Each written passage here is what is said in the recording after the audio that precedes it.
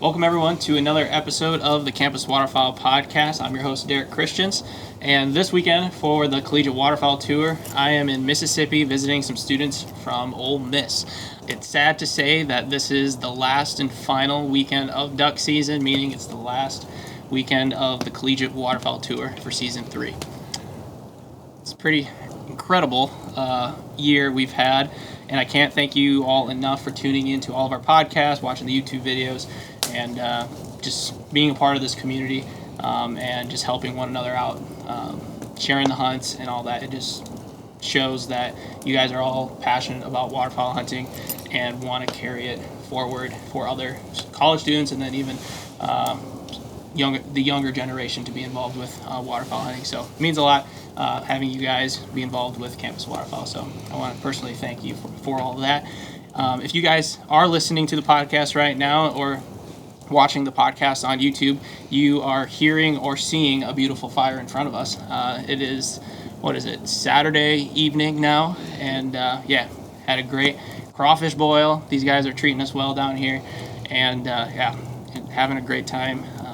And now we just get to sit back, relax, and have a conversation. But if you guys are also watching, you may see someone that you don't recognize. Well, I guess the students you don't. But this weekend, we actually have a special guest with us. We have Will with Tetra Hearing. So this all season long, Tetra Hearing has been helping Campus Waterfowl with hearing protection, and really, even for myself, teaching me about the importance of wearing hearing protection. And you'll learn a lot, I think, in this episode from Will, from firsthand. So I'll let Will carry the torch on why you all should be wearing hearing protection going into next season, or if you're doing some turkey hunting this spring, all things shooting. So, but like always, let's thank some partners: Tetra Hearing, of course, Kent Cartridge, Drake Waterfowl, and Ducks Unlimited, and also Onyx. So this season would not be possible for all of their support. So thank you to those guys. Make sure you guys will give them a follow, support those companies, because without them, we wouldn't be able to give you this type of content that you're able to relate to at a peer-to-peer level. So I think we're all good there. The intro's all done. So very well done. Thank you. Very well done. You've done it before. Yeah. I finally feel like I've mastered it. on the last weekend, you got it down. 12 episodes, I finally got it. Then you'll have to start over next year. Yeah, I know. I won't be in the groove next year, and we'll see how it goes. But just practice in the mirror, you'll be fine. Yeah. So, I should probably mention how I met you guys and how I'm even here. One question I get asked a lot is like, how do I find the students I hunt with on these trips? What colleges I go to? Like, how do I pick what colleges? And this last summer, I got to go to Ducks Unlimited's third term, which is a leadership summit where they invite. I think this last year there's about 220 students that came down to Memphis to DU's headquarters, and it was a leadership summit of all these collegiate volunteers coming together, learning about how to better their chapters. And one of the chapters there was the Ole Miss chapter. And when it comes to picking a school and students to hunt with, having that first face-to-face interaction, it helps so much, just because another question I get asked is, have you ever had any bad run-ins? And so having that face-to-face interaction, I get to know the person firsthand rather than just looking at an Instagram page. So at third term, I got the pleasure of meeting Camden here right next to me, and his chapter of the Ole Miss, the Rebel chapter. And I knew that I had to make my way down here sometime and meet these guys, because the reason why I had to was because they time and time again went up to the stage and were collecting awards at the national level. And you probably know the awards, and we'll get into that, but just time and time again, and I could tell that things were getting pretty competitive. And some of the other chapters, I know they're fighting to get up there as well. So, but I know these guys are working hard to continue getting back on the stage and winning those awards. But I think we're all set. We're going to get into some introductions. So Camden, why don't you start us off? All right. My name is Camden Bowles. I'm from Longview, Texas. Here at Ole Miss, I'm studying chemical engineering. It's my senior year, so this is my last semester running this chapter. So looking forward to it. It's been a fun run. Had a lot of fun. Met a lot of really, really good friends, lifelong friends. So interested and ready to see what the future will hold for me. I'm Jimmy Morrow, and I'm from Byhalia, Mississippi, and I'm also a senior, but I'll be staying for a while, so because of 2 degrees, math and business, but we'll see what life has in store for me. My name's Davis Fall. I'm from Virginia Beach, Virginia, and I'm studying mechanical engineering. I'm a senior.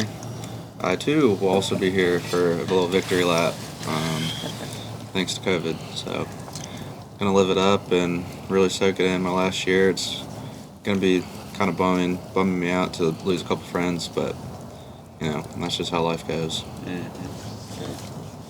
you can blame it on COVID. Is that why you're gonna take a victory lap? And I'll still be here. I'll still be here. Yeah, me and Jimmy blame mine on COVID. me and Jimmy will be running around Oxford and I'll come see you on There you a go. few weekends, football season. When you're not too busy. You know. So Camden, you were saying that you didn't start the Rebel chapter, but obviously you became involved very quickly. Yes, the Rebel chapter. He needs to introduce himself. Oh, do I need to? Yeah. You kind of already I introduced kinda me. introduced I'm Will Frawley with Tetra Hearing. Derek kind of touched on that a minute ago. Born and raised in Nashville, Tennessee. Got lucky enough to work in the hunting industry for a great company like Tetra Hearing, and so, you know, I'm just happy to be here. Really, it was a very, very last minute organization. I found out I was hunting down here Thursday afternoon, and it's Saturday, and we showed up. Derek and I showed up Friday afternoon, so we kind of threw it all together last minute, and you know, it's already been a day, and I've already had a heck of a time. So, you know, I feel like I made three good friends out of the deal. So Absolutely. can't complain a whole lot. So Yeah, this was very last minute. very last minute. Like the other day, I was just in Maryland, so Yeah. I'm gonna make the note. Like if you're watching this video and I'm tearing up right now, it's because of the smoke of the fire. Like I'm trying to. Maybe the Nah, you're crawfish. emotional. That's what you Hey, the are. crawfish got after This is him going to a be bit a too great early. podcast. Oh, my He's gosh. getting teared up. I'm already over the tearing up. No, introductions. At least you're warm. Come on. I am warm. I put a jacket on it. May need to cycle Just don't spot. wipe your eyes with your fingers because you've been I eating washed crawfish. my hands a couple times, Oh, but you're brave. Yeah. You're sad about the But no, ducks we're we excited killed. to have you, Will. Having someone here witnessing kind of what I do throughout the year, it's cool to actually have someone here and see what I'll do. So, but what was your question? We talked about it earlier today. You said you didn't start the Rebel chapter, but I would say you've been involved quite extensively, and from what I can tell, you've done some considerable changes around here just from the little bit that I've learned about it. And so I would love to hear, you know, why Ole Miss first of all, and then why you wanted to join the DU chapter and why you wanted to become the chapter president. So we'll just let you know on that. So, freshman year, I guess I moved here from Texas. I'd been involved in DU since a young age. My family's always been involved some way or another as sponsors or something like that. When I came here to Ole Miss, that was one of the things that I really wanted to get involved in was Ducks Unlimited, just because I knew it was great duck hunting around here, around this location, and I felt like that was something that I really wanted to take off with. Also, being a chemical engineer, I also have an environmental engineering minor. Yeah. So, you know, conservation, giving back to the earth and everything, that's something I feel strongly about, so I wanted to take off with that. Freshman year, I came in, I was kind of nervous about joining and everything, but I had some great people to help me along the way. First semester, you kind of just sit back, enjoy the ride, watch how it's ran. Spring semester, I ran for a position. I took off as a sponsorship chair, so I started making my connections with my sponsors throughout that year. Carried that in through sophomore year. At the end of my sophomore year, I was lucky enough to be one of the 8 students we had that go to third term, the Leadership Summit. From there, I guess sophomore year, before that, I was nominated to be the co-chair, so basically the VP of the chapter. Yeah. And so took off from there at the Leadership Summit, took hold to the chapter, took the reins, and took off with it my junior year. From there, we've set records for attendance. overall, net fundraising, and we have grown that and beat our record for the past 3 semesters while I've been in charge of it, and we're looking to do that this semester for my final one. So these boys coming in after me, I'm going to select a great leadership role that's going to come in. These guys are still going to be here. They're going to be advisors for us and stay on. But give it to that next generation of guys to carry it on, and I want them to do even better than I did and win even more awards and stuff and raise more money for conservation. So at the end of the day, I can do all these great things and my chapter can succeed at the highest level, but if I don't continue that success, then I'm a failure. So I got to keep it going. Well, the reason why I wanted to know that so bad is because the first thing I noticed when I walked through the door is all those plaques y'all got pinned up against the wall. Y'all been hanging banners around here is what it looks like. And then, you kind of bragged on the chapter a little bit last night, as you should. And so I was thoroughly impressed with what you've done so far. Well, we appreciate it. So hats off to y'all and everything that y'all do for not only for yourselves in this chapter, but for Ducks Unlimited as a whole. And I really do commend you for the part you were saying about passing it on. You not wanting to just, I was the best chapter president ever. You don't want to wear that on your sleeve. You want the next guy to be better than you did. Yeah, so I really it's going to be a hard task. But somebody's going to step up to the challenge. But I just wanted to, that's pretty cool. That's pretty awesome. Good deal. So there's been kind of time and time again where I've gone to these colleges. Like I've met with other DU chapters, and one person is all it takes to make a difference, and it's incredible what they do to get. They pull those people together. They do some great work in their communities, and I know the communities recognize that too. It's just incredible that someone that a lot of the times are considered the younger generations are making the difference that they are. So hats off to you and all the chapters out there doing it. But hopefully we'll see you in August, third term. Absolutely. Who's going to be at the top? I think I might come back for one more. There you go. I might come back. Make sure everybody, I'm it's taking gonna be like care of Coach business K in up the Final Four, like this guy again. Come on. I didn't get to make it to third term because of a family vacation, but it was right in Memphis, right next to me. Oh, you were right and there? I couldn't make it because I was in Wyoming fly fishing. But Oh, we had plenty of kids there. We had 12, which was, we had the highest attendance out of there. They had it limited, and then some, I guess there was limited numbers because of COVID. And then I think there were some spots that didn't get full, or maybe because we had to go get tested, for COVID and everything before to make sure we were all safe. And I think there were some spots that opened up. So we had 8 going, and we were able to fill those extra 4 spots with kids from our chapter. So that was pretty special to have that many guys and girls there and have a good time and get to meet people from all over the country. We still have friends that we talk to all the time. I called a buddy of mine, Nick Schaefer. I had met him at third term 2 years ago. I got on the phone with him as I was passing through his hometown in Arkansas. Called him and was talking about snow goose hunting. So that's just some of those lifelong connections that you make that are priceless. So Absolutely. So definitely never pass up an opportunity like that.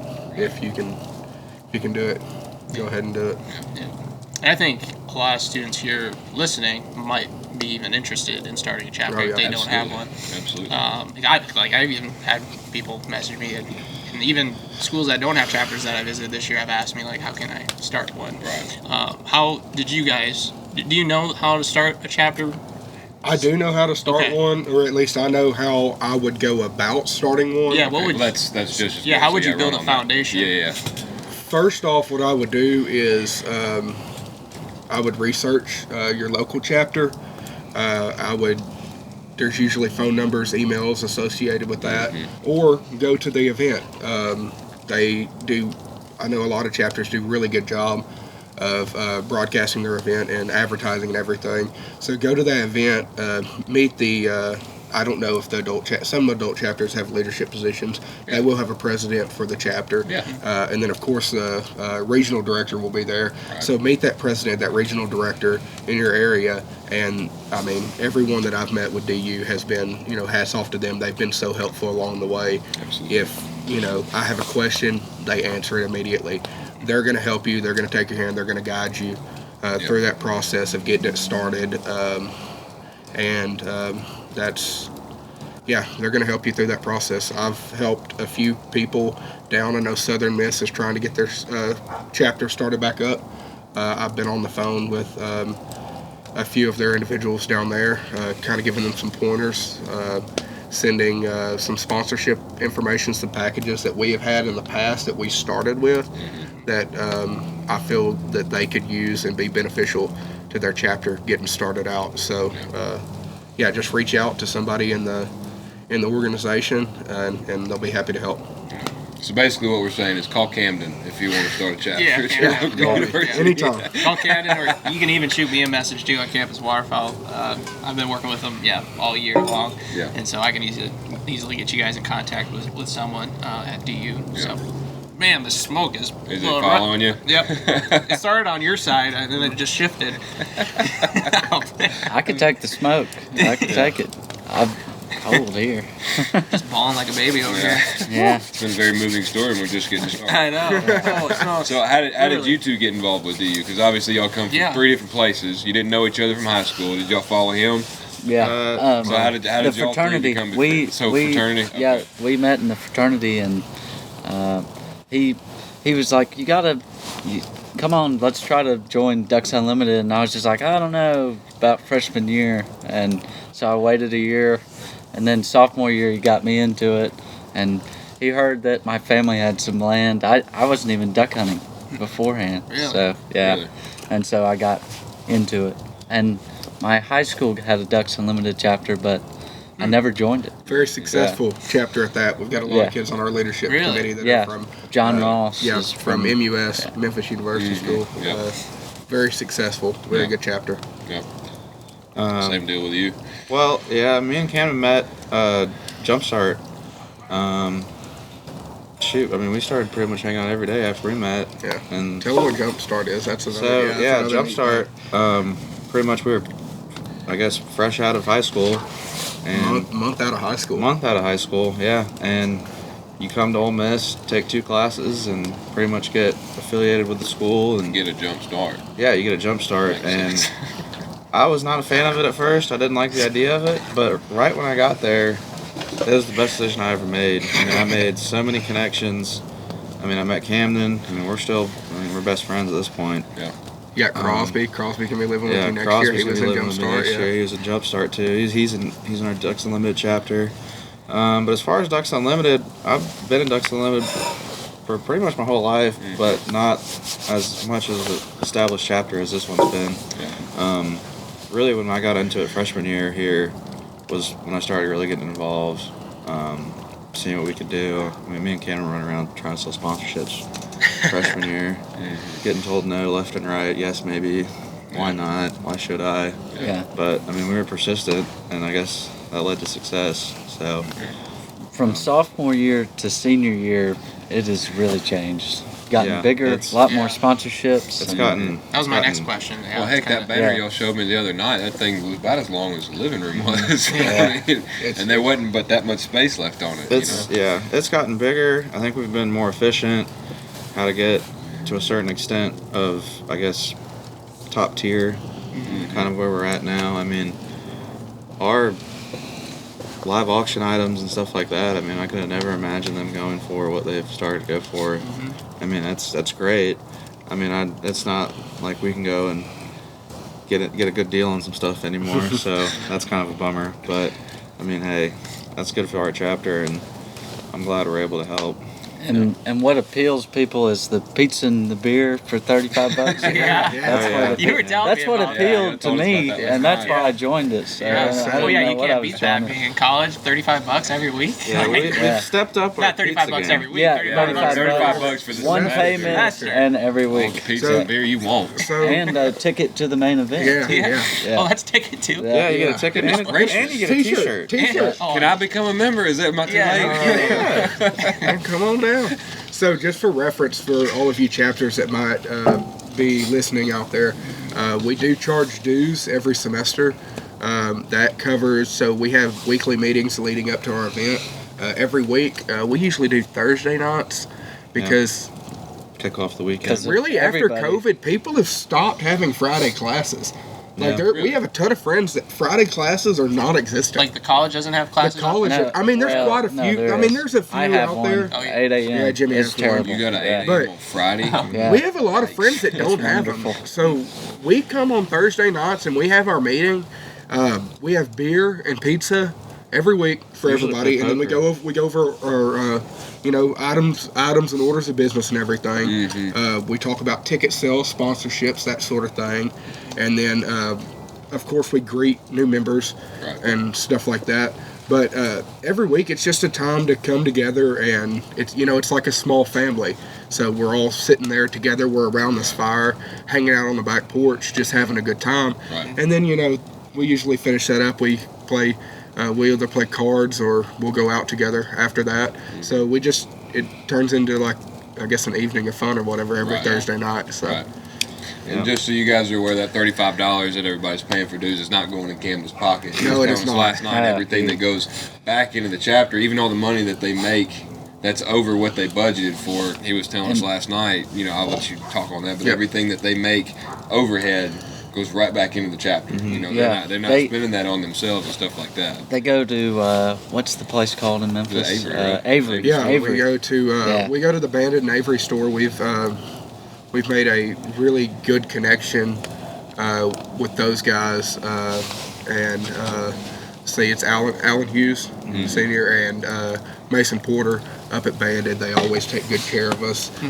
We come in there and we take that leftover money, buy some merchandise and everything, and then give that back to the chapter as a form of raffle for an incentive based on ticket sales and showing up to meetings, being present, and then different duties that we have throughout the semester that they can help out with.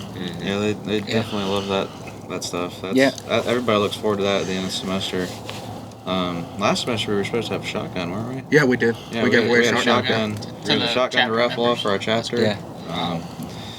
We definitely take care of our committee members for sure. Pretty y'all got much- them gears greased. Y'all do a Oh, yeah. fantastic job around here. Pretty much all the equipment that we're using for hunting. Yeah. I mean, that's Yeah. from the raffles. Really? The backpack Yeah. he's using, the backpack he's using, I mean, the that's- backpack It's I'm all using. equal. Yeah, If and then the gloves I'm using. We've had Yeah. freshmen come in and they're like, I cannot believe y'all are raffling stuff off like this. And we're just like, it's just kind of how we got our connections lined up. And that's just a testament to how much money y'all actually raise. oh yeah, Yeah. All the sure. all the kick-ass stuff y'all can raffle off within the chapter is a testament to how much money y'all raising for. And it's based off of how many sponsorships and how many new And members. two, that's completely separate. For like our sponsorships, our raffle tickets at the event, that is completely separate from those dues. So whenever we have an event, all that money, that's completely separate from that money for beer and pizza and stuff. So we just kind of, we get to budget it and everything. So it's like a job. It's like a real job. Right. So one day, here in a few months or a few years, when we're completely graduated and everything, we're going to be budgeting our own money. Yeah. I mean, it's time to be adults. So It's we might overrated. as well by the learn way. now. Take it from us. Adulting is so overrated.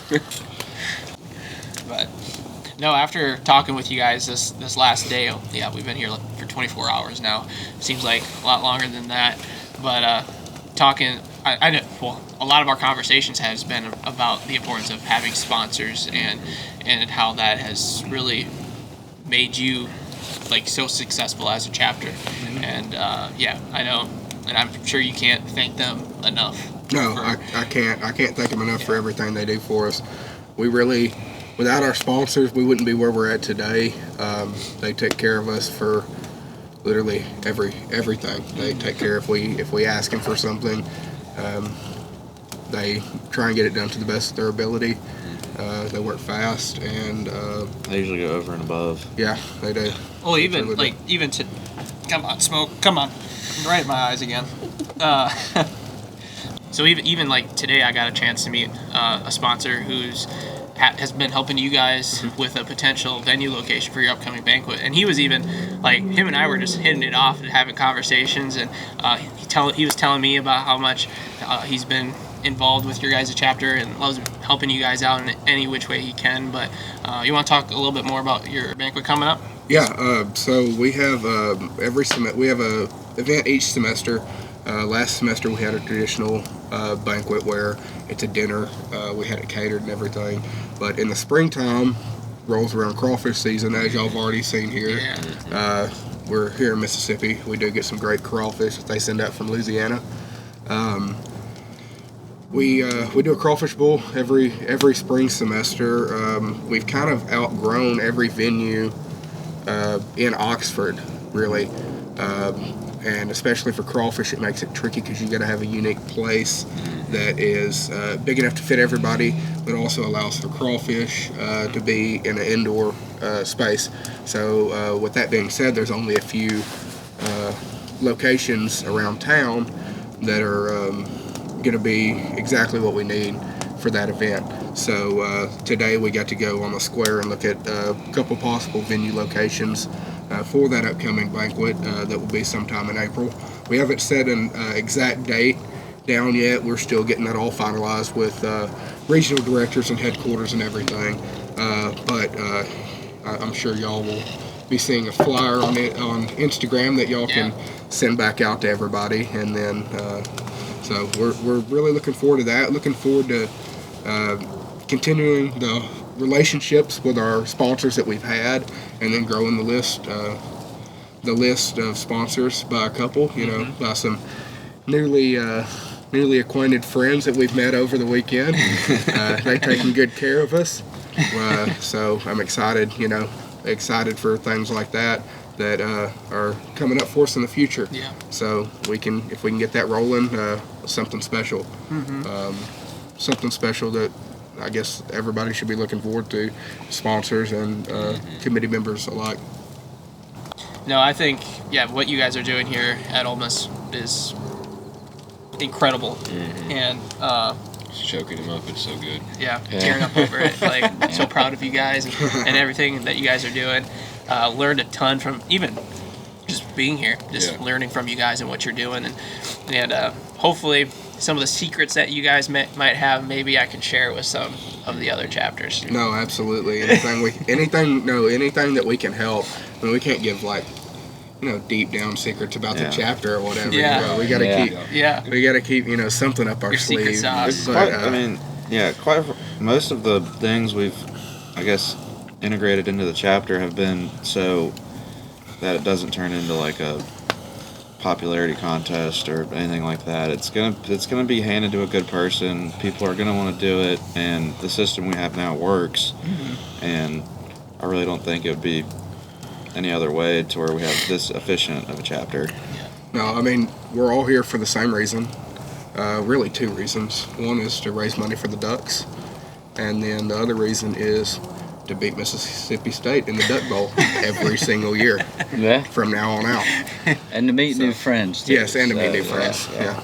But no, talking about meeting new friends, the Mississippi State chapter down there, they really do have some great folks down there.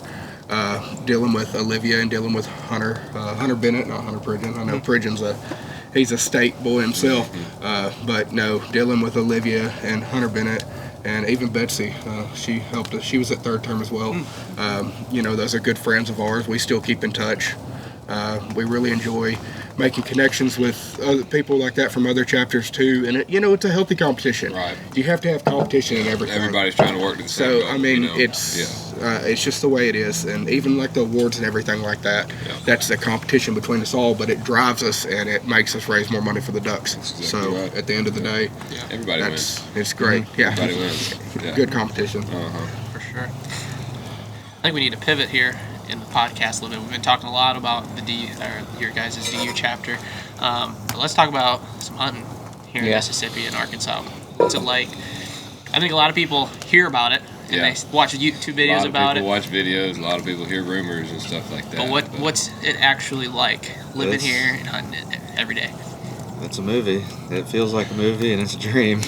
Quite frankly, I mean, I'm always smiling when I don't even have to shoot ducks. I can smile and look at them, and just there's no feeling like it, in my opinion. Absolutely. And Jimmy has a really, really sweet place that we get to go out and hunt.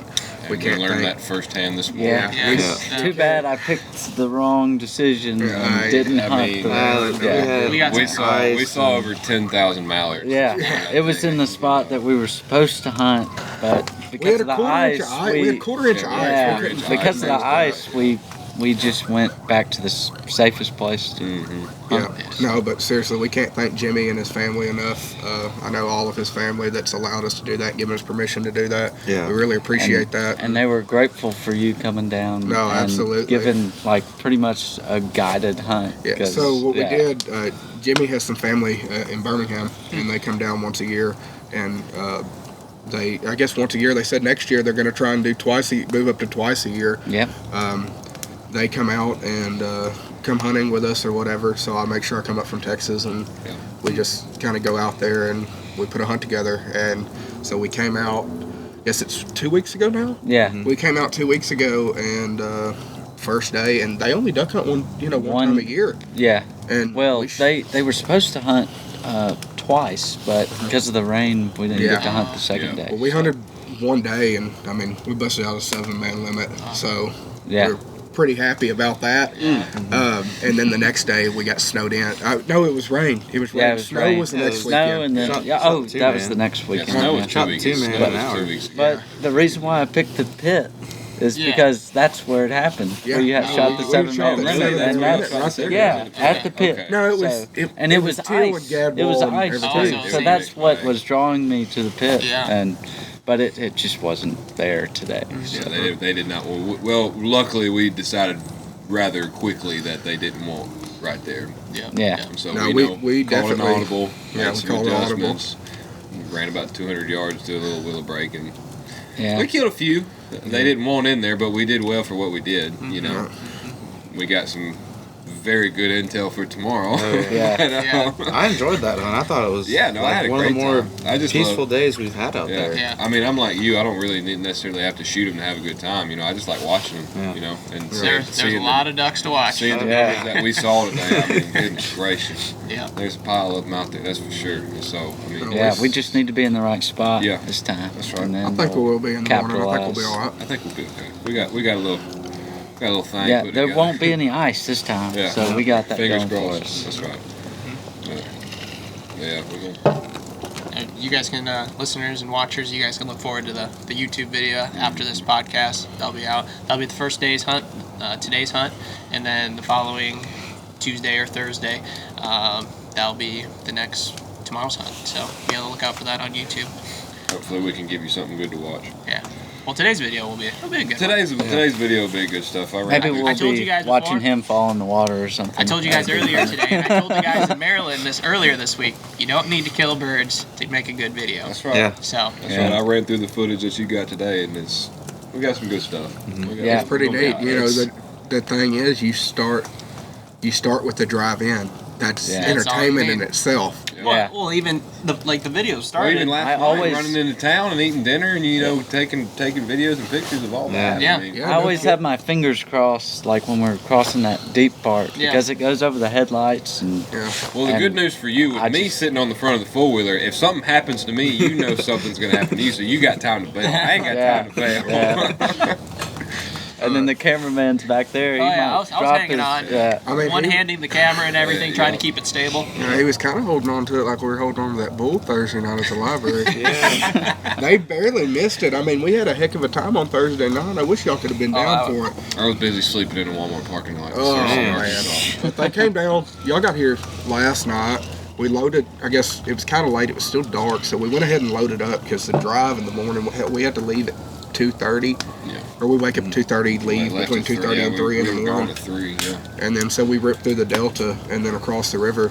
The drive itself is exciting. Yeah, no kidding. Like The this first morning. hour was exhilarating for me. Yeah. Was it? Yeah. And I like those roads. I like those roads. It's kind of like a, Yeah. you know, Well, and then Exactly. Camden almost took out half of the deer population in the Delta.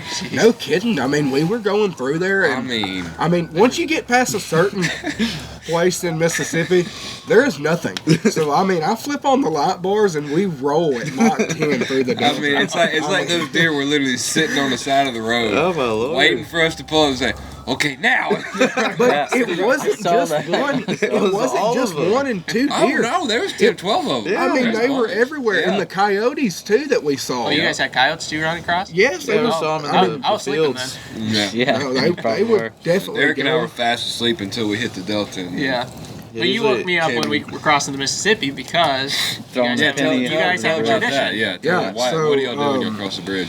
So when we crossed the Mississippi River, ever since I was at a really young age, my grandfather had told me that it's a tradition to throw a penny out of the window when you cross the Mississippi River for good luck and safety and everything else like that. So I've just done that my whole life. It's really good tradition. It makes me feel, he's passed on now, but it makes me feel closer to him when I do that. I think about him every time that I cross over. Let's see, I kind of pass it on to these guys. These guys do it now, and then I have a good buddy back at home. Yeah, no, it's a good tradition, and even I've passed it on to buddies back at home. I've got a buddy that when he drives to school at Tuscaloosa, he throws a 6.5 Creedmoor shell out the window for good luck and everything. So, I mean, it's just little things that you pick up here and there that kind of not superstitious, but it just adds Just a a little little something. stitches. I would love a running Yeah. total on the number of pennies we've thrown over that bridge. I mean, we cross over that thing Bunch. enough. Yeah. I mean, I'm from Texas, and I try and get back there any chance I get. Right. But also going over to Arkansas Yeah. and everything, all the scouting trips and all that, and then even in the spring and summer, we go over there and we kind of keep the beaver population down. Jimmy Yeah. does a really good job with that, and the snake population. That Yeah. place is crawling with snakes in the Those, summertime. those Tetras, they're going to help me with that because Absolutely. I am. Absolutely. Yeah. That's what I do. My hearing's almost gone. I was hoping by age 50 there'll be something to Yeah. fix that. I was gonna say, Well, luckily we got you at age 22. people always see the end result of a good hunt, but they never really see behind the scenes of how many Yeah. times we have to go scout it, what we do in the off season to maintain beaver populations, That's right.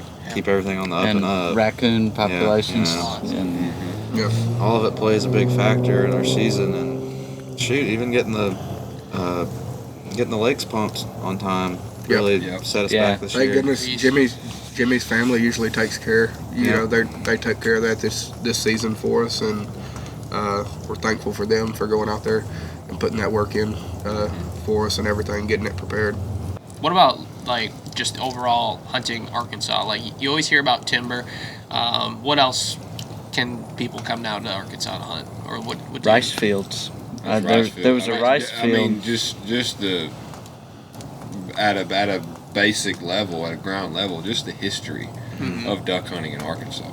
Yeah. Some of the oldest duck clubs in the country are in the Delta in Arkansas, the Grand Prairie, from Stuttgart, DeWitt, Pine Bluff, stuff like that, and running all the way up to the Black River. I mean, just the number of very well-known duck hunters that have made a very good living and still make a very good living in that state, and just,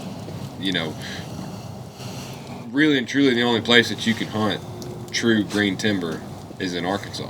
The only place in the world you can stand up and lean up against an oak tree, a big 50, 60-year-old oak tree, and shoot greenhead ducks in your face in the timber. About the only place you can do that. The only place you can do that is in Arkansas. Yeah. And so, I mean, you can shoot ducks. They may shoot more ducks, especially now in the Central Flyway. But, just there's just something special about hunting in Arkansas. You know what I mean? Yeah. It's like turkey hunting in Mississippi and Alabama, like where it all started. You kind of feel that way when you're in Arkansas. But when you think of Arkansas and you think of that green timber and everything, that's not what we were hunting today. it's not. Yeah, No. We it were will hunting- become that. One day it but- will become yeah. that. 25 years. But, Yeah. but right now, it's, those oak trees are small. They had been planted, and there's smart weed and everything Right. else growing through there. And it just makes a perfect habitat for them. Yep. And it's just, and it shows the amount of birds that we saw. They're happy.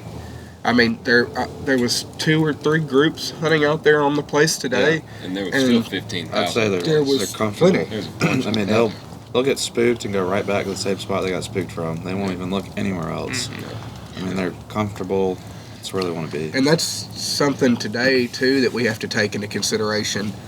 We have 5 to 7 dozen decoys out in front of us when there's 5,000 real On the talking water. ducks Yeah. on the water, not what 350, 400 yards away from Maybe. us. Maybe. Yeah. I mean, it is hard to compete. I mean, me and him, we can blow on that call as hard as we can, Oh, but yeah. you're not going to compete with 5,000 ducks that are sitting 400 yards No, from you. not even close. So No, that's just you know, because we hunt in private land with all that many ducks, don't mean Yeah. we're gonna kill them every time. We were able to see them still from gotta like a work little for 'em. island. Yeah. You Yeah, know, no, yeah. You still got to work for 'em. And two, Absolutely. we've been out there in the same spot, and I mean, we haven't gotten skunked, but I mean, we've came Close. dang close to it a few times, and that's hunting. That's hunting anywhere. I mean, Yeah. you can go to the best places. Yeah, well, and then just in the hunting world, in but general. still. I heard it. I can't remember. I think I can't remember exactly where I heard it, but it was specifically he was talking about turkey hunting. You know, and he said the best word of advice he ever got was never lose, only learn. Yeah. So Yeah. you can never get beat by the ducks. You know, when you scratch down to it, yeah, they beat you. You know, you didn't kill as many as you wanted to. You may have got skunked, whatever. But take that information, figure out what you could have done better, where you could have gone. Could you have scouted better? Could you have, you know, Could you have shot better? could we have shot? You don't have to worry about that. You never have to worry about it if you shot. Jimmy's a better. dead eye. He's a dead eye over No there. popping over there, but you know, it's just take it. You know, never lose, only learn. Yeah. Take every little bit of information that you can get from every hunt that you go on, whether it's successful or not, and make adjustments. You know, and like you just said, you know, we hunt private land with a bunch of birds on it, but you can't compete with the real thing. You know. And I mean, we've hunted the same spot that we hunted today. I mean, it's all relative to the same location. We hunted it a few weeks ago. I mean, and we didn't do so great. And then we came back the next weekend and we shot a 7-man limit out of there. Exactly. It's just when it's how the weather is, how the ducks are moving. It has to do with the moon, the wind, The the weather. year. I Yeah. mean, like Center Pond, we're not thinking about hunting that because there's no ducks right now. So Yeah. that used to be the main place Yeah. to go, And and it last would be year- easy to access and And easier than that. Yeah, Yeah, and place. over the years you'll see how they'll move around the property. Yeah. Yeah, it's actually And pretty wild. And when my uncle was hunting, it used to be South Pond, and they're never in South Pond Right. anymore. Yeah. But Well, it's like y'all were saying that where they were at today, y'all used to beat the brakes off of them over there, and then Mhm. that turned into the rest area, and so now that's where they're at. Yeah. Yeah. You'll just kind of see how they'll bounce around the property because they know where they not getting yeah, shot at. they're not you know? getting shot at. No. But Now being able to witness that today, that was that was a bunch Insane. of birds, dude. That was I was saying y'all don't know what y'all are getting Yeah, into. yeah. Yeah. Well, we were sitting at dinner last night and we started talking, and they Yeah. were like, "Okay, yeah, let's." Yeah. I mean, there was kind of some because Talk back to we hype. were hyping it up. Yeah. We were no, talking y'all, like, y'all were gassing it up. Yeah. Y'all We were And then I was Yeah. hyping it up to And Will he on was the way down hyping it up here. with me, and I'm like, hold on a minute.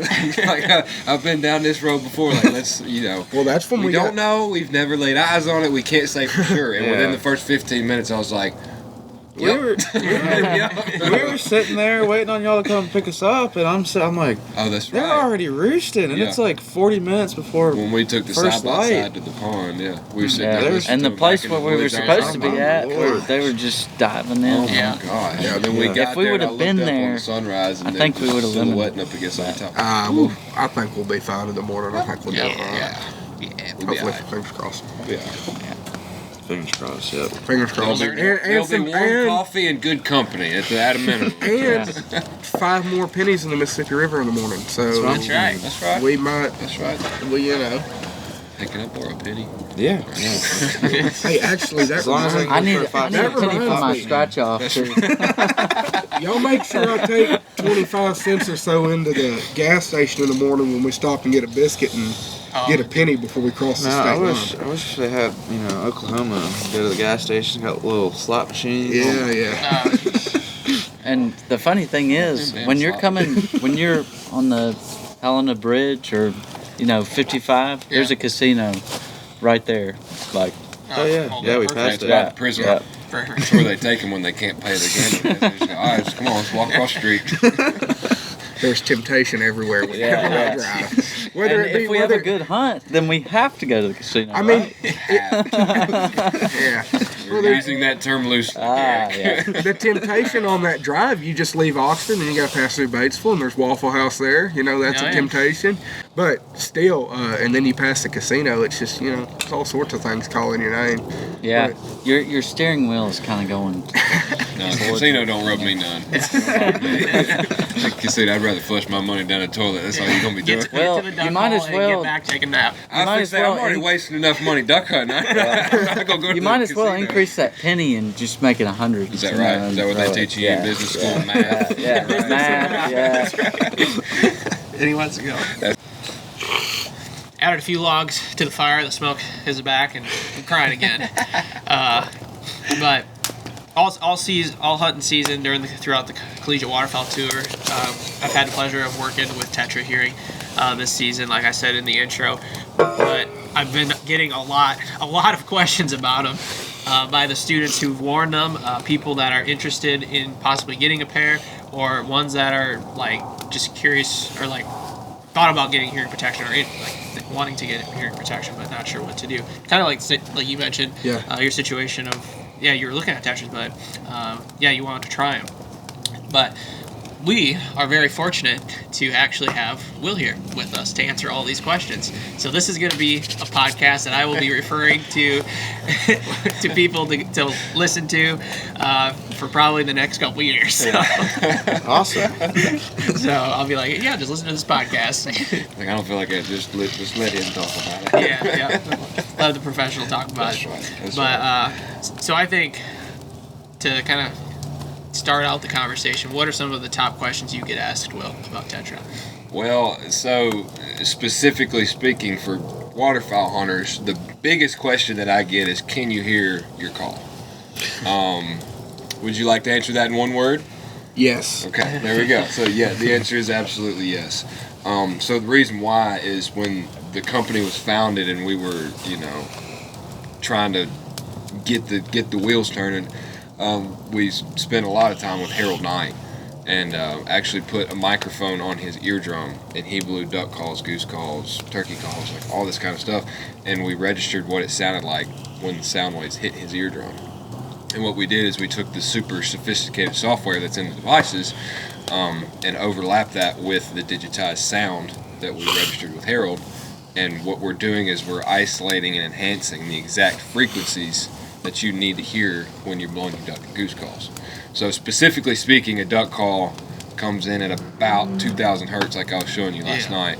And so what we're doing is we're just enhancing that frequency band, the adjacent frequency bands, and some other, minor stuff like direct whistles and conversation and stuff like that.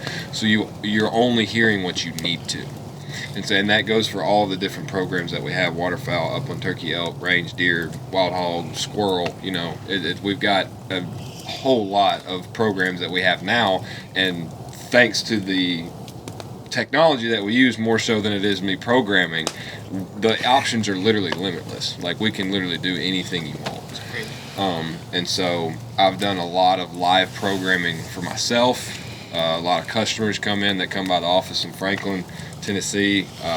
We sit down, we go outside on the patio, they blow their calls, and I tune it exactly how they want it to be. Because not everybody blows duck call the same, and so, and it's just, again, it's more so the technology than it is me that we're just able to do stuff like that. And it's literally, it's crystal clear. The calling, the birds working, wings, drake whistles, pintails, gadwalls, everything comes in perfectly natural, nothing's muffled. But when the gunshot goes off, everything gets shut out. And I remember you guys talking when we got back to the truck. You're like, it's so nice getting back here and not having your head ringing for the rest of the absolutely. day. I mean, like, it's an absolute game changer. And so me specifically, I've never worn ear protection when I was duck hunting or any kind of hunting growing up. And I guess it was about 5 or 6 years ago, when I was in school at Harding in Arkansas. I was hunting with my brother, and he swung too far while we were hunting and shot about where you're at was in his gun barrel. And it felt like somebody punched me in the side of the head. So I've got 40% hearing loss in my left ear. It has changed the way that I hunt, turkey hunt, duck hunt, deer hunt. It's changed the way that I've had to live my life. having to turn my head to the side to just be able to hear people. I was telling him the other day, when people call me, if I put my phone up to my left ear, I can't hear a word you're saying. I can hear that you're talking, but I can't understand anything. And so I got to switch it over to my right ear because it's my good ear. And so it has literally absolutely changed how I have to live my life from one pull of the trigger. That's not 25, 30 years of duck hunting over time, all the different sounds that I'm hearing. That's a split second. That's a pull of the trigger. That's the explosion coming out of that gun barrel that changed the way I have to live my life. And then you have all the calls and everything compounding on top of that. And of course, I imagine the hunt did not end. No. Y'all kept going. Yeah, we kept going. Yeah. So I think I've done that to you a couple times. Yeah. And then we went the next day, and I didn't wear earplugs. And it's just that's kind of more so speaking to the stubbornness of a duck hunter is you got to hear that call. You got to hear that call. You got to hear everybody talking. You know, like you and I sat 40 yards apart today on that willow break, and we had to be able to talk to each other like, "Hey, bird's coming this way. You'll hide, whatever." And so, you know, whether you're hard of hearing or wearing just straight up earplugs or muffs, I can't hear a word you're saying. Yeah. No, absolutely. So That's what I hate about the earplugs. Everything was crisp. Yeah. I noticed that I was able to identify where a bird was, and I mean, me and you both, we'd be sitting there looking, and that bird would be 200 yards away, flying straight at us, and we're just sitting there looking and waiting for it. Yeah, it's insane. Right there. So what changed you to get into the hearing, to get with Tetra and everything? Okay. As far, you know, Fantastic. I mean, you had to make a decision to change. Great question. You didn't just, after that, I'm sure so- you were just like, I mean, something needs to happen. Like, that's exactly what I did. So when that happened, that was when Tetra was still in the research and development stage. So they hadn't even gone public yet. And so I had tried other protection devices, hearing enhancement devices. I'm going to maintain some professionalism and not call names, but I've tried several different personally before I started working for Tetra. I tried them, took them duck hunting. One in particular, I ordered them Wednesday. They got to my house Friday. I hunted with them for 10 minutes Saturday morning. The hunt lasted 3.5 hours, but I hunted with them 10 minutes Saturday morning. They sat in my blind bag until Monday morning when I sent them back and got my money back. Yeah. Biggest reason why is because I couldn't hear myself call. Yeah. And so, and it just, I couldn't do it. And I was willing to have the trade-off of, you know, expending my hearing for the sake of being involved in the hunt and having a hearing experience where I could hear my surroundings and being able to enjoy it and all that kind of stuff. And so that was 3 or 4 years ago. And then when the company got founded, David Genevico was one of the co-founders. Dr. Bill Dickinson and Dr. David Genevico, they met while they were working at Vanderbilt in the audiology side of Vanderbilt. And they were duck hunters and hunters long before they decided to be audiologists. And that's another thing that sets us apart is because our devices were built by hunters for hunters. Nobody else, not a whole lot of people else can say that. And so when they founded the company, I've known David a long, long time. He went to college with my dad. And I saw on Facebook that they launched this company called Tetra, and I got to reading about it, and I was like, holy smokes. Like, even just on paper, I was like, that's impressive, you know.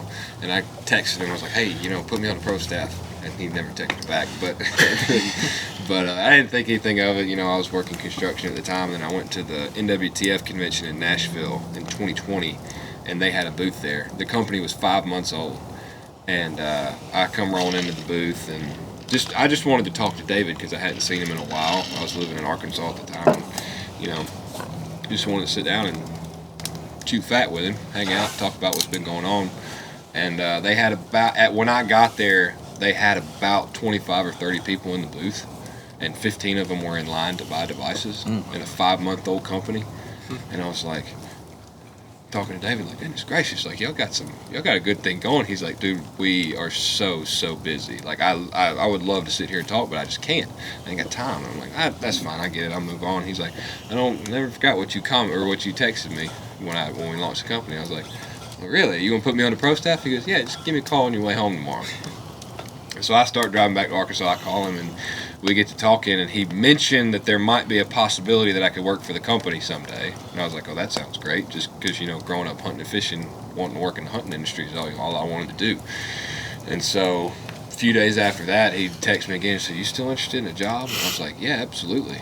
A couple interviews later, and now here I am. And so it was very much luck of the draw that I got to get this job. And so I was the first employee of Tetra. April 2020 is when I started, and so I'm coming up on my second year now.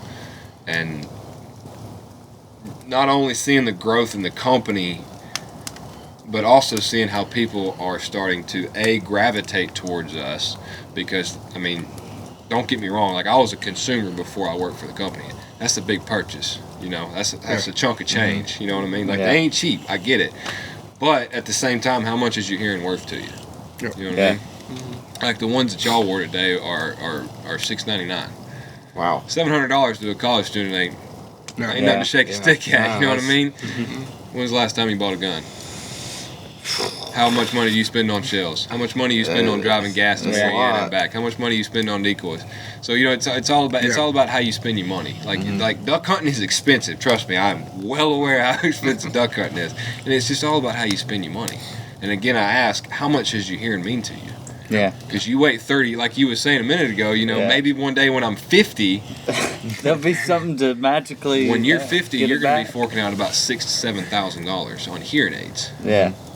Whereas 20 years ago, or now, you could be making a decision to drop $700, saving your hearing, and never even have to worry about it. And then another reason why I don't like those headphones is you're against the gun, and you can't shoot the way you want to. Yep. And all of our devices are in ear, and so unless you're going to shoulder your, it's the normal, the normal shooting. That's right. They're flush right up to your ear. Really, the only thing I noticed was, I guess, how tight the seal was on my ear. Besides that, it literally felt like I was using my ears. Well, and that's something that y'all all noticed, was just the occlusion of having something plugged off, but at the same time, the sound was no different. You know, it sounded the exact same, but you kind of feel that, you know, I'm plugged off, something's kind of a little bit off. But I mean, within 10 minutes of us hunting, both of y'all looked at me like, I'm good now. Like, I'm ready to rock. There's a little bit of acclimation period there, but once you're in it, you're in it. Well, I had talked to somebody that he's a really avid turkey hunter, and he was telling me, and again, he was like you, he had tried out with some other brands, and he said, you know, he finally had got the chance to get a pair of Tetras, and he was like, man, it took me 10 minutes to get used to them, but after that 10-15 minutes passed, didn't even tell they were there. I mean, and that's no different than shooting a gun. That's no different than, you know, trying a new pair of waders. You know, there's going to be an acclimation period when you do something you've never done before. And it's just, and the second you get used to it, I will never, ever, even if something happens and I don't work for Tetra no more, I'm still going to wear them. Just because after learning so much within the company about hearing loss and hunting and everything that's associated with that, but like,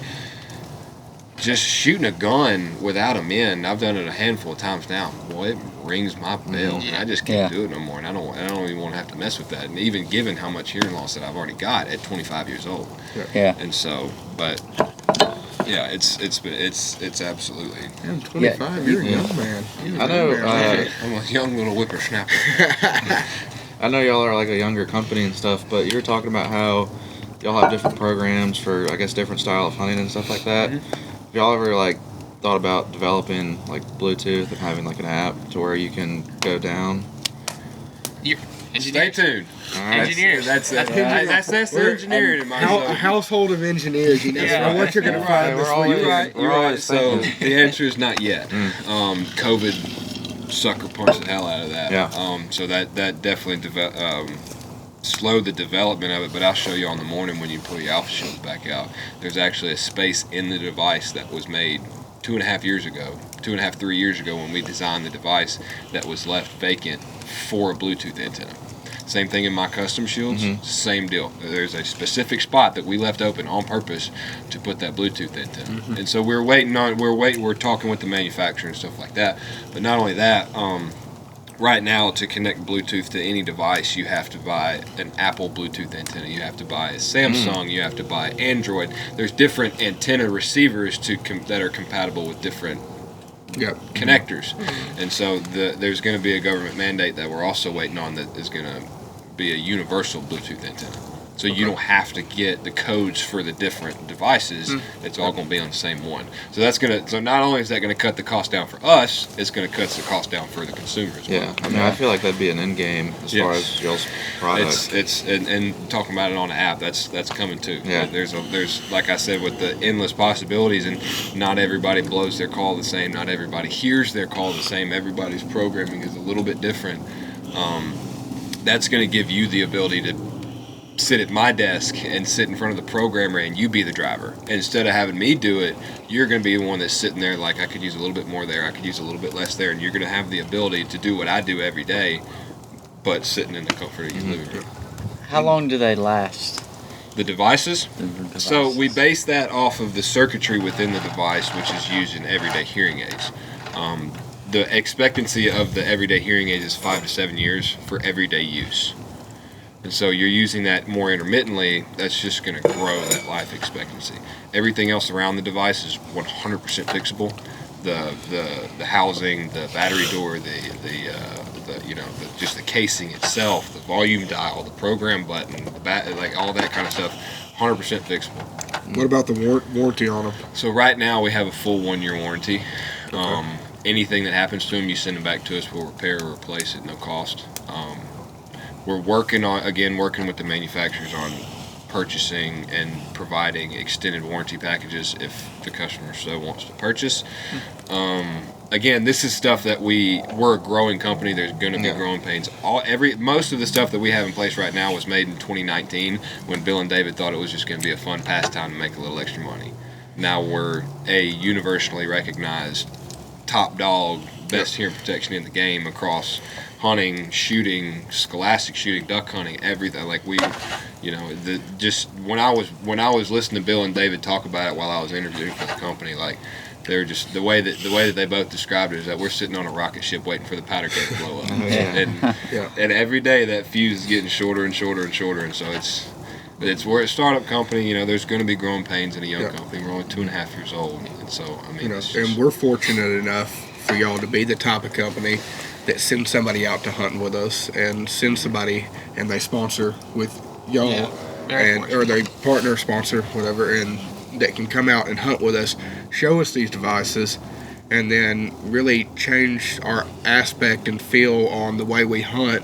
And not only that, but our health and our lifestyle and everything. And that really means a lot, coming from a college kid that I was on the fence about them. I didn't know, and you just put it off, and it's hurting your ear. It's hurting your ear. That's right. And so, by the time, I will say this, from all the, I would probably say tens of thousands of people that I talk to on the phone and in emails and stuff like that, by the time they make the decision, more often than not, it's too late. They've already got and that's the thing about your eyes. You can get LASIK, you can get that corrected. You can get plastic surgery if your nose is too big, stuff like that. Once your ears are gone, they gone. Yeah, they ain't coming back. So that's why Derek and I showed y'all the Cold Hard Truth video last night, because we're not trying to sell the next gimmick in hunting. We're not trying to get rich. We're not trying to just put our foot in the door and just get in the hunting industry. We're trying to educate and change the narrative on how hearing protection is associated with hunting. Because for forever, hearing protection was made for the range and the hunter was supposed to acclimate himself. And what we're trying to do is do the exact opposite of that. We're acclimating the hearing protection for the hunter. Yeah. And so, and 1 in 9 waterfowlers wear hearing protection. And hearing damage is directly correlated with dementia and Alzheimer's. That's not a marketing tactic. That's not a sales gimmick. That is cold hard fact. That is. There are countless studies that I could stack that tall from Johns Hopkins and all these reputable, med schools and stuff like that call to that, and it's a very, very real thing, and we don't want to see that happen. We've already seen it happen with people that brought us up hunting. We were never. I can't speak for y'all, but I was never raised to wear hearing protection hunting. It's not because my dad and my uncles neglected me. It's just because you just never did it. And so what we're trying to do is change that, and we're trying to get people like y'all, the up and comers, the people that are not necessarily new to it, but you fixing to be on your own. You're fixing to be your own man. You're fixing to be your own hunter, and you're fixing to start doing your own stuff. And what we want to do is get y'all to start new habits, so that when you start to pass it on, by the time the next generation rolls around, everybody's doing it. Mm-hmm. The number right now is 1 in 9, and we're trying to change that to 9 in 9. Well, you've got 3 more believers in your product right now, and so that's exactly why we're doing exactly why we're working with Derek. And one more thing that I wanted to touch on that you had mentioned was when we watched the video last night. At the end of it, it really said something that stood out to me, and it was, y'all aren't trying to just push y'all's I mean, y'all are trying to push your product because it is, it's the best a business, out there. Like, it's the best. Right. But it said, it was like, seriously, take that into consideration in any type of hearing protection. That's exactly right. Use that. Like, use the hearing protection. I mean, we're fortunate enough to, meet y'all and be able to try y'all's product. But there's hunters out there that they're not fortunate enough to be able to come out of pocket that amount of money for hearing protection. That's right. So, but that's something that really stood out in y'all's video, that, just whoever you are, change it and do something about your hearing. That's right. And protect yourself. Like, truly protect yourself. That kind of just goes to changing the narrative. Like, obviously we prefer if you wear Tetras, but absolutely do something. Yeah. Do something, whether it's the little cheap foam roll-up plugs you get at Walmart, whether it's us, or somewhere in between. Do something, because it's detrimental to your health, whether people realize it or not. Like, you're killing yourself. You're literally killing yourself. You're deteriorating your brain by causing hearing loss. You're quite literally deteriorating your brain. And for me, like, I kind of think of it as, like, you kind of owe it to the people around you. That's exactly right. And for me, like, it's like the first time I watched that video, like, I didn't know anything about hearing loss and what it could lead to, and like, when you see those stats, it honestly scares me. And so, and I owe it to my family and my friends and people around me to ensure, like, when I'm older, I can still hear them. And that's right. Yeah. And all it takes is just wearing hearing protection while you're out in the blind. So that's it. That's exactly right. I mean, just working for the company, I've been extremely fortunate to build a lot of great relationships with people like Derek and what he's doing with y'all. And I'll take a minute to brag on Derek here. He and I were talking when we drove down here last year. I've heard and been following Campus Waterfowl since I was a freshman in college 7 years ago. And when he was a freshman as well, right when it first started, a friend of mine brought it up to me, and I was like, that's actually pretty cool. He's trying to, obviously, college kids. There's a lot of college kids that like to have a little ego about them, and all he's doing is just giving them a platform. And I absolutely love what you've been doing at Campus Waterfowl, and that's a big reason we're a big advocate for y'all, and why we partner with y'all is because we absolutely love what you're doing. And so, and you just, the number of relationships that we've developed over the years with myself and the company as a whole, with everybody that we've partnered with, has been fantastic. I mean, just stuff like this, like outside of this podcast, we've been cutting up and having a good time, it's work, So we're all super blessed here, and I think I can speak for Derek and I both that we really, really enjoy what we do, and hanging out with people like y'all make it a hell of a lot more worth it. So good deal. Yeah, I mean, you had just touched on how Campus Waterfowl has been, going from university to university. I mean, when you reached out to us, we were jumping up and down. Like, right. We saw this as a lifetime opportunity for us to be able to look back on, after we graduate, be able to look back on this, weekend and really take it in. Right, and not only that, but you're giving the Rebel chapter a whole lot of exposure. A whole lot of it. People that, maybe are on the fence on where they want to go to school, or if they're here, whether or not they want to join the DU chapter. Like, oh man, them guys some hunters. Like, I want to be a part of that. I want to hang out with hunters, or just good people to hang around. That's exactly right. I mean, that's what he's doing, is he's giving a platform. That come every week to our meetings and everything, and some of them, they don't hunt. Right. They're they're here to make friends. Yeah. That's what it is. It's good friends, good company. And how many good friends have you made while you've been hunting? You A know, lot. Lifetime friends. friends. That's right. Usually I only hunt with good friends, you know. I usually only hunt with good There friends. you go. And if you hunt with a bad friend, it's only once. So. I'd say that's why our hunting group is so close, and we're so, I don't want to say specific on who we hunt with and stuff, but I mean, I don't know. That's just kind of how it goes. We get in a routine. Yeah, we That's get in right. a Get in a routine. That's routine. exactly what we were talking about a minute ago. You know, once you find that hunting group, you stick with them for a while. Yeah. So, hunting has brought a lot of people. Me personally, hunting has brought me some really, really, really, really good friends. Mhm. Yep. So, So back on Tetra, because one more thing that I wanted to get for everybody out there is if they are curious about getting hearing protection and learning more about your product and more about how they can protect their hearing and their health and everything, how do they reach out to y'all and get in contact with y'all where they can learn more? I mean, the website's tetrahearing.com. We have a number on there, 855-HEAR-HUNT, HEARHNT. I That's don't know catchy, the I like numbers that, off the yeah. top of my head. But you can call that. That actually comes directly to my cell phone, unless I'm really busy and I delegate that to somebody else. But you can either do that. You can shoot me an email. Reach out to Derek. Derek, this is me giving you permission to give people my personal cell phone number. Just tell them to give me a call. I love talking to people.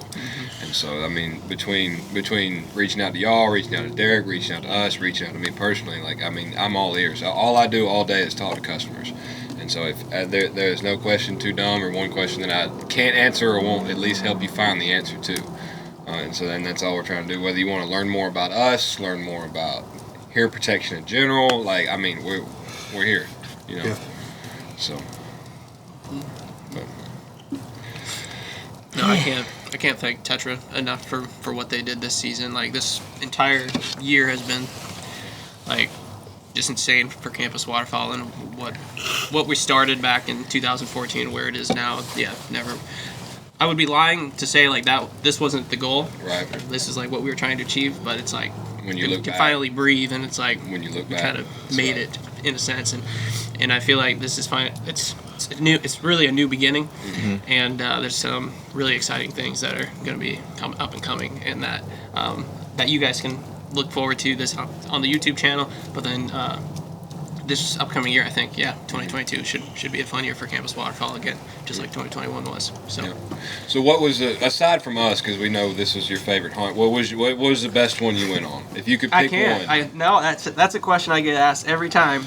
Best favorite place, and I tell people that every place offers something different. Yeah. It depends on what you're looking for. It truly, depends on what you want to get out of the college. Whether education does come first a lot of time, but there are people that look for specifically to go to college to get some good hunting in. Amen. But some of the most memorable ones have been the ones that are most different for me. What in my experience, and so just to name those.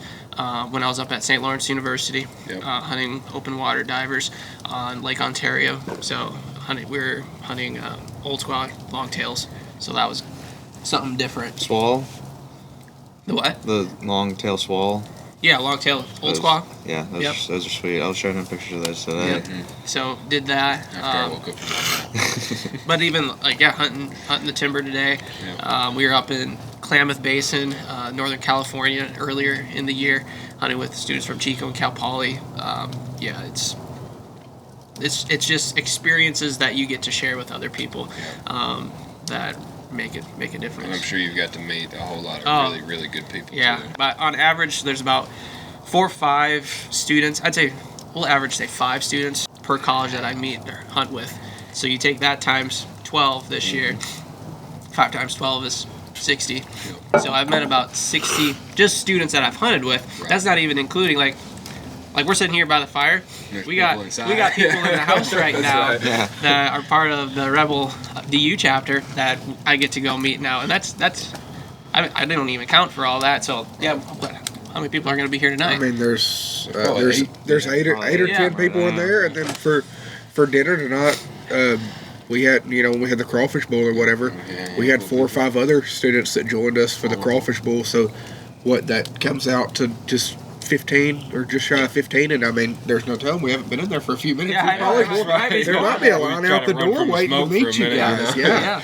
Yeah. But no, what Campus Waterfowl is doing, it's taking things like this and making it accessible to everybody and nationwide. So it's like you can, like, I don't want to be that middle person to, like, you have to reach out to me, then I reach out to them to connect you guys. I want you guys to just be freely and like connect with one another just openly and just have a good community of collegiate hunters that can trade hunts or just talk hunting, like how do you hunt this area or what's worked in this area for you in the past years. So things like that I think is for the better of just waterfowl hunting as a whole. And like I told the guys last week up in Maryland, and at the end of the day, I just kind of want to make the world a little bit better place. So, and this is what I'm trying to do. We appreciate you putting us in the position that we're in to get to share our story with everybody, putting us in, I guess putting us the weekend together to meet guys like William and Tetra and everything else. So I mean, I look forward to seeing where Campus Waterfowl goes. I look forward to seeing how the relationship between a personal relationship between all of us and William, but not and only a business relationship as far as Rebel DU and Tetra goes here in the future, and how we can grow that to new heights and see what we can get done coming up here in the next few years. Wheels have been turning. That's right. Engineering going on over here. Wheels have been turning. We'll leave you all on the edge of your seat for that one, but wheels have been turning. Engineering behind the scenes and everything. Engineering and entrepreneurship. That's right. And math and gambling, all kinds of things. Many things. All the things. Well, gambling's like how you better know each other. Let's not get off down that. Well, that's good. Okay. Well, he got to bounce around whichever one was his favorite. Go around the circle. Let's do this year and then all time. Best hunting story you got. I don't know. Either best hunting, best memory, best hunting story. I'm gonna start. Okay, so let's do. So I need a second to think, but I'm gonna. I'll start with this year, and then they can hit this year, and then we'll come back to me and think of all time because 2 in a row, But this year, so God dang, the smoke's all over me. I like it. Aside from this one, obviously. Everybody aside from this one. Aside from tomorrow. That's right. There's no telling what we're going to do tomorrow. Right. Hopefully it'll be a... Dude, don't talk about it. Don't talk about it. Got to be optimistic. I think it's been a good one. But, so we started out this, I guess, hunting season. It was like probably the first hunt we went on the teal hunt over in Marks. And we took off out there, and we probably had 60, 70 birds come in 30 minutes after sunrise, and they just kept laying down in a field across the way. So I couldn't wait. I was like, I'm going to put my spot and stalk on, and I started making my way up the old levee. Mohican sneak. Yeah. So the way we had it, we were all on one corner of the field, and I said, hey, they're not, and one of the sides of the field was, it was a highway, so I knew they probably wouldn't fly towards the highway. They were going to fly towards the marsh that was behind us. I said, y'all spread out down that bank right there, and then I'm going to get on this other side and go around. And I took a buddy with us. I took Colton. He's in our chapter, Colton Gray. I took him with me. He stopped about halfway on the bank, down that bank, and the whole bank line was 300 yards, so he stopped about 150, and I went all the way down at the end. And I had to go back in these woods and cut up a thing, and I came over the levee, and I said, the hell are all these blue-winged teal at? I couldn't figure it out. Then all of a sudden I just saw a head pop up, and I was like, well, I guess they're out there. And I got in my hand, and sure enough, I saw another one. I knew there was a bunch over there.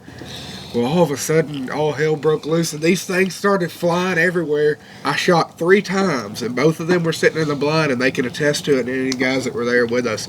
I shot 3 times, and 7 birds fell out of that group.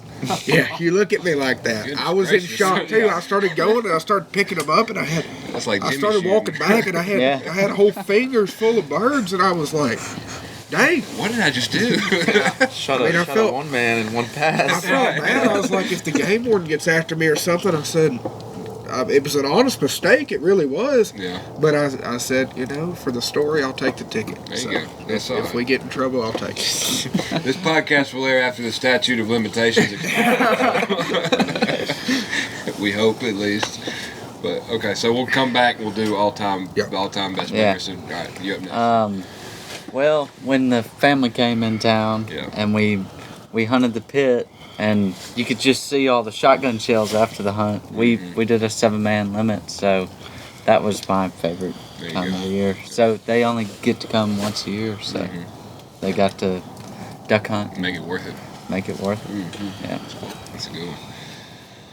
I'm teeter-tottering between two of them, but probably the hunt we had 2 weeks ago. 3-man, strictly mallards, and Pintail. a couple pintail, and Forgot about that one. Yeah. That was a good hunt. That was probably one of our favorites, hunting that tall timber. Yeah. That was my first pintail. Yeah. Well, I guess we had a spoonie or two to finish out. Yeah. Old boot lip. We can't leave out the boot lip. Yeah, I can't leave that. Old Hollywood. In our defense, we thought it was more pintail, but it's the real greenhead. Everybody knows. Hey, they are fun to shoot. He's just a mallard with a smile. That's all. Did you see that? Did you see that pintail that got put on the internet? With it had no feet? No feet on it. It had no legs. I was like, what the heck? No feet on it. Is that Yeah, you could just pluck him and put him on the smoker. You didn't have to worry about the legs on that one. My turn, I guess. So one thing that I'll consider to be an honorable mention. It was the first time being back in Nashville for a full duck season in a while, just between traveling and just being able to stick around. It was the first time I really got to hunt with my brother since we were in college together, and we used to go with each other in college a lot, and killed a lot of birds. I skunked a few times. We killed a lot of birds when we were in school, and so just being able to hunt with him again, just the two of us, and how, like I was telling y'all earlier about how we interact when we hunt together and how we work together and all that kind of stuff. That was a lot of fun to do. But probably my favorite was yesterday morning. Before I came down here, I got to hunt with the guys at Echo Calls, and the first duck call I ever owned personally was given to me by the guy that taught me how to duck hunt, and it was an Echo Poly double reed. And so I've always loved those guys and really followed them when I was at school at Harding. Their shop is in BB, and so I used to go down to BB and just hang out with them and stuff like that. And then through Tetra, I kind of developed a relationship with them, and we sponsor them and stuff like that now. And being able to go sit in a blind with Rick Dunn and Jonathan Morton, Dennis Humphreys, Freddie King, all those guys, and just being able to hunt with them. We didn't kill but 6 ducks, but that was an incredible experience just to be there with them, and just that was obviously, aside from this, respect for y'all, that was definitely the highlight of my season so far. Again, we only shot 6 ducks and didn't see probably more than 300 birds all morning, but just being able to be there with guys that not only revolutionized duck hunting in general, but revolutionized the duck call industry, just being able to share a blind with people like that was super special to me. So, but you think of your all-time memory now? Back to me. You think of it now? My all-time memory, actually, it's not going to be duck hunting.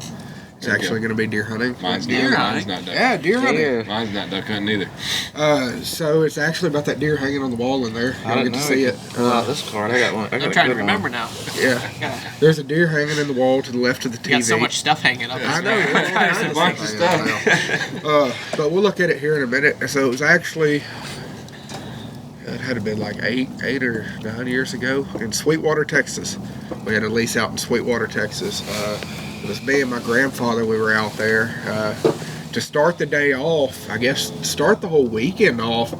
My dad and little brother, it had snowed out there, and they had gotten stuck in their truck, and their truck had slid off the ice and got wedged in a levee down there, and got, they were still fine, but they had got stuck the whole day, and it took us about the whole day in a dozer to get the thing out because the snow was just piled on top and everything. So we came back to the house, or came back to the camp, regrouped, and then the next day, even more snow came, and we got snowed in. So, me being young and stubborn, everybody else was like, I'm staying at the camp, and I said, well, we had woke up, and it was just shortly after daylight, and I said, you know what? I said, I think I'm going to go sit in the blind. So I took the four-wheeler and took off out there. I stayed in that dang blind all day. I just thought, they would, big one would come in. Gotta be sometime. And so sure enough, I sit out there all day, nothing. It gets about probably 3:30. My grandfather had finally made it out. Snow had thawed enough where he could make it down. And this is one of our last deer hunts together. And I think it was the last deer hunt that we ever hunted together. He gets in the blind, he gets out of the truck and pulled the truck just behind a brush pile about 15 yards behind the stand. I mean, the whole weekend, we were exhausted. We had been out there all weekend dealing with all the stuff getting stuck. And I'd been out there all day, and obviously I hadn't seen anything because I would have smoked it if I would have, especially if it being snow, and I always wanted to shoot a deer in the snow. Yeah. So he gets in the blind, he gets his cooler and everything, and he gets in the blind. We start sitting there, and probably gets to about 5 o'clock or so, and I see some doe hop in the feeder pen. Okay, all right, that's fine. I'm like just waiting for a buck. We had on camera, and we would always see the doe would come in and the bucks would follow. The smoke's getting after me. Good Lord.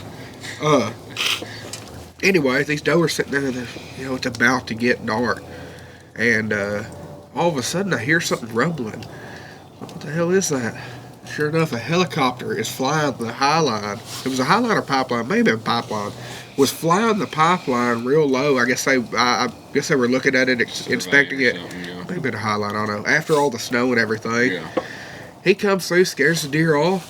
And so then I'm upset. I've been in there all day, and he was sitting there. He was having a beer. He was fine. He was just happy to be there. Papaw's having a big old And then, time. so sure enough, it goes, and it gets about 20 minutes before sunset, and I hear the dang rumbling again, and that helicopter's coming back. So then I'm pissed. Yeah. I'm like, I ain't gonna see nothing. I've been in here all day. I wasted my time. I think it was towards the end of the season, that hunting season. I think it was our last trip out there for the year. So, I'm just really upset at this point. So that happens, and he flies over the stand. I'm sitting there. I'm just, upset, mad that the helicopter had to fly over. And sure enough, a few minutes later, a big old 8-point hopped in the feeder pen. So we were sitting there, and he was looking at it at the binoculars, and I was too. And I said, "Hey, I think that's a big deer." And he said, "No, it don't look too big." And I said, "No, that's a big deer." So we keep on looking at it for about another 5 minutes, and time's running out. Like I said, it was about 20 minutes until shooting light ended. He said, "Son, I really don't think that's a big deer." And so I kept on looking at him. Time's still running out. And at this time, I'm just like, okay, I'm fixing to shoot this thing. I was like, it's the last weekend of the season. I said, let me shoot it. He's like, all right, that's what, whatever you want to do. I said, plus it's in the snow. He said, all right, shoot it. Anyway, we shoot it, go down there, start looking for it. Great blood trail in the snow, real cool. Clean shot. It's laying about 10 yards outside the feeder pen. Get up to it. It's about 155 inch. And he said it wasn't big enough. It was 150 inch 8-point. Yeah, I think it had something to do with the cold beers that he was drinking. So? Yeah, but sure enough, it was a good deer. So then I got my deer in the snow, so I was happy. So that was a lifelong memory that I'll cherish. So that's a good one. It's a good one. That's a good one. Since your story was a little long, I'm gonna do 3 stories. I'm gonna do 3 stories, but they're quick. 3 really they're long quick. stories. No, they're quick stories.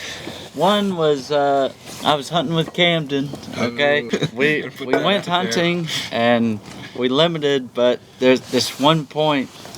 There were 2 mallards coming in. He had the gun over his shoulder like this, like where the gun's pointing up, and I had it that way too, but I reversed it, and there were 2 mallards coming in, and I shot both of them, and he didn't even have his gun pointed at him. And he said, that happened twice and I said, this morning. Yeah, and it was 2 shots, and I hit both of them down, and I said, what took you so long? And so that was a good hunting memory. And then one of them's a fishing memory. I had a shad wrap, and I was reeling it in, and a little brim got onto it. And my dad said, "Oh, that's the smallest thing I've ever seen." And a big 8-pound bass ate it. And I caught the 8-pound Ate the bass. bluegill on the shad wrap. Yeah, and it hooked perfectly on Really? all 6 hooks. It was, That's yeah. awesome. And we ended up catching that. And See, these are quick stories. Yeah. And then one is a bowling It's like a story. 1-2 punch story. Yeah, it's a 1-2 punch story. Because I can't say stories that well, you know. And one's a bowling story. So, first bowling tournament ever. So 12, in between 12 and 15 range. And We've gone off on a tangent. Yeah. That's It's all it's all the activities I do, you know. And so I was at this bowling tournament and there was all these kids at the table and I said, I'm gonna beat you. I'm gonna beat you. You said that to their face. I said it to their face. And one of them I went to high school with, and we bowled in high school, and we were competitive and everything. And, but that was the first time I met him. That was the funniest thing. Did you beat him? And I beat him. I ended up bowling the tournament, and they didn't make the top 5, but in the final deal. It had where that guy had to get 2 pins to beat me, and he gutter balled it. I won by 1. So I won the first tournament dub's that I dub, ever baby. did. The River Rat. Dub's the dub. So mine is a deer hunting story. I was hunting in Leesburg, Georgia with my Uncle Tommy. This was last year, so it was like a 3 or 4 day hunt. First evening we get there, we get in the blind, deer start pouring into this field, and this buck comes out. He's a nice 8-point high rack, and he's sitting there. He's like, "You want to take him? That's a nice buck." And I've never shot a buck before, and I'm like, "Yeah, let's do it. That's a big deer." He's like, "All right, go ahead and take it." I take it, and it took off and ran, and he was reaching for his rifle, and right when he reached for his rifle, the deer went down. He's like, "Oh, I thought you shot it in the back leg." I was like, "Nah, the 6.5 will put him down." He goes, "Okay, yeah, I got you." So, hunt a couple more times, shoot a couple does, and every time we were shooting them, they were dropping, dying right where they stood. He's like, "You Virginia boys really know how to shoot these deer right where you need to place them." And I was like, "Yes, sir." He goes, "All right, well, no more bucks unless it's, something memorable or something worth taking." And I said, "Okay." So it was the last evening, we were hunting and saw a couple 8 points. We called them the carbon fiber 8 points out there because there's so many that looked identical. And this big mass just comes out of the corner of the field, and I'm hunting with my dad. And I start texting Tommy, and I'm like, "There's a real big deer in the field. I know you said don't shoot any more bucks. This is what it looks like through the scope. It's at least a 9-pointer. He goes, "All right, is it worth it?" And I said, "Yes, sir, I assume so." So, take the shot at like 150 yards, and my dad was spotting, waiting for him to run off, and he was dubbed before he hit the ground. And I come up on it, and it ended up being like a 13-point.